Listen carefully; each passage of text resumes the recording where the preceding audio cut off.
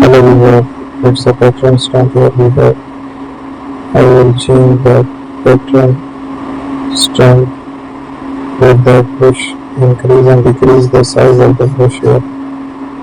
I will take another pattern with that. So keep changing the patterns here to make a unique design. So I will teach you how you can use these patterns to apply there, make it and the paint over it.